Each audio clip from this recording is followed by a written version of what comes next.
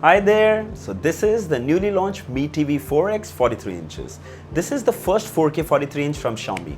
I'd made an unboxing and overview video. If you've missed it, you want to see the setup or want to see what's in the box, you can watch the video by clicking the card here. I'll also leave the links in the description. So how good or bad is it? Is it worth your money?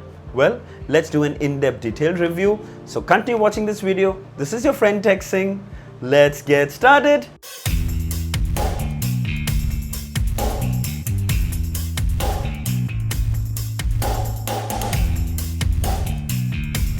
So before we begin, two things. First, subscribe to my channel and press the bell icon so that you don't miss any updates. And secondly, I shall be answering some questions that many of you have asked me regarding the Mi TV 4X 43 inches. Let's begin. Does the Mi TV 4X 43 inch have an IPS panel or a VA panel? Well, this is an IPS panel.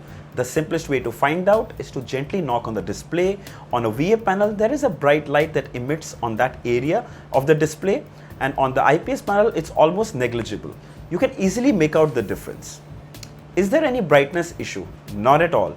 It's more than enough. In fact, you might need to reduce it to avoid strain. Do Netflix and Amazon Prime come pre-installed on the 4X 43 inches? Yes, both official apps come pre-installed. And a few have asked me, is it free? Well, though both apps give 30 days free trial for first-timers, post that it's a paid subscription. Can we sideload apps on the 4X 43 inch? Yes, you can sideload apps on the 4X 43 inches. Let's have a quick look at the specifications. Logic quad-core CPU, 4K IPS display, 2GB RAM with 8GB internal storage, Bluetooth 4.2, 3.5mm audio headphone jack, native Netflix and Amazon Prime app, Android TV OS, Android Pie, and Google Voice Assistant.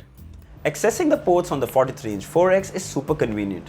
If a device is set up on the table, no problem. But what if it's wall-mounted? All the ports are on the right and there's enough space so you can reach each one of them. Let's move on to the biggest change to the Mi TV 43 inch, the display. It has a 4K IPS display with a resolution of 3840 by 2160 pixels. Here is a 4K video sample playing on YouTube. The display quality and viewing angles are excellent. Images are sharp, text is crisp, however the blacks aren't the best. The vivid picture setting is my favorite mode currently. It gives you that QLED display feeling. It's tuned extremely well for my liking. Now this is a very subjective choice. Some like it natural, but frankly I'm quite sure majority of us like it bright and vivid. Also, most importantly, the viewing experience depends on the quality of content. High quality 4K Full HD content will look absolutely brilliant. Let's check out the set-top box quality. We'll start with the SD channels and then HD channels. SD channels run smoothly, but if you ask me about upscaling, it's not that great. But playing a 480p content on a 4K display will obviously not be great. However, they look average, quite watchable though.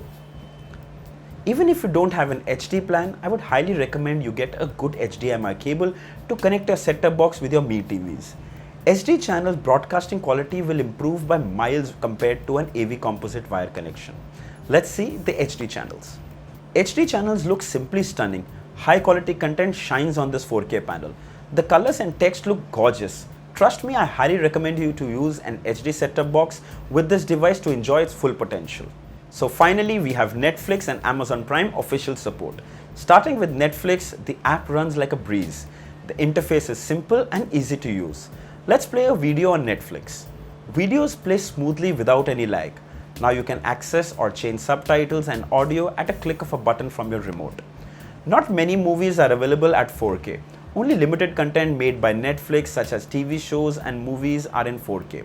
Now here's what I'm super impressed with. Even though I'm playing HD content, the clarity is such that it feels like 4K. I played the same movie on an HD TV and I can never see so much detail. Super impressed. Here is an HDR 4K video and this is where we see it struggle, especially when it's playing dark content. HDR support, yes. HDR viewing experience, not so great. Overall, HD and 4K content plays perfectly fine. Moving to Prime Videos, you'll get it out of the box pre-installed on the new Mi TVs, and it works as good but not as smooth as we see it on the Fire Stick. Also, the app takes a good 15 seconds to start. Content here plays smoothly, no problem. Tried playing 4K but it never showed 4K, it displayed 1080 HD. Moving on, you can change and access subtitles and change the audio, which is great. Prime Videos has a decent collection of 4K content and it plays smoothly as well. Finally, it's a blessing to have both these official apps on the new Mi TVs. It completes the smart TV experience.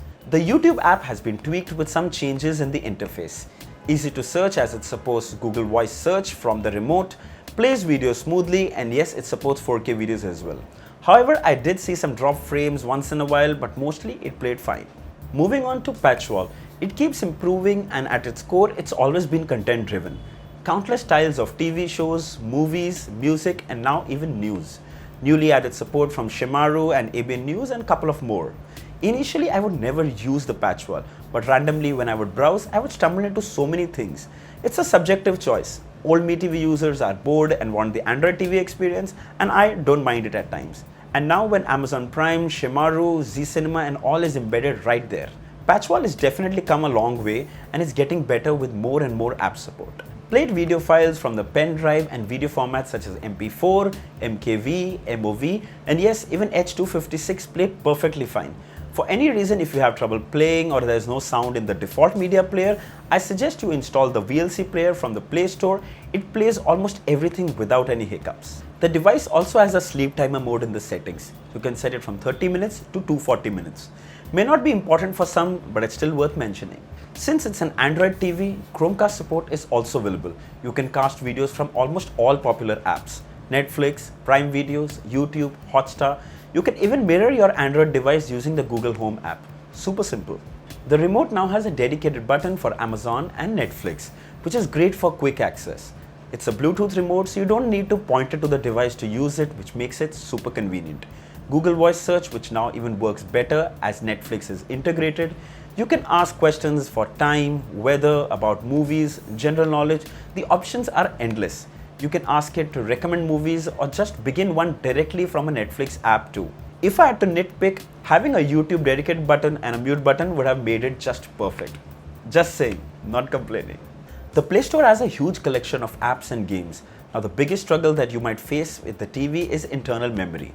The device has just 8 GB storage, out of which only 4.7 GB is available for apps, games and data that you might download through those apps. So it should be enough if you're just going to install apps, but if gaming is your thing, you're definitely going to fall short. A game like Asphalt 8 takes around 3.5 GB space.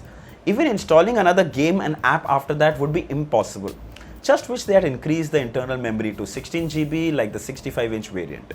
Coming to the Play Store, apps though are very limited as compared to your phone, but growing. Tons of streaming apps, radio apps and yes, even games. Go crazy. I'll do a separate gaming review for it soon. The new Mi TVs were launched with two exciting features. One, data saver. So basically it monitors and increases your viewing time or streaming time on your Mi TVs when you're streaming it over your mobile hotspot by almost 3 times. Frankly, it's an amazing feature, and considering that so many of us watch their content on their Mi TVs using the mobile data, it's a great feature. Second, Cast to TV. This is where you can cast local content on your phone using the Files app to your Mi TV without using any data, having any Wi-Fi. Basically, it's Miracast. But unfortunately, both these features aren't available yet. We have been told it will come with an update soon. Some Mi TV 4a Pro 32-inch and 43-inch have already got these features with updates. So if anyone has got them, kindly share your experiences in the comment. Also, I'll make a separate video covering this when I have access to it. So finally, moving to the sound. The Mi TV 4X 43-inch supports Dolby Digital and Dolby DTS out of the box. Many apps such as Netflix, Prime Videos, Eros Now all support Dolby DTS, but eventually it comes down to how they sound on the speakers. Here's a sample. Firstly, they're definitely an improvement from the older Mi TV 43 inches. It sounds more richer, more fuller, and even a lot clearer.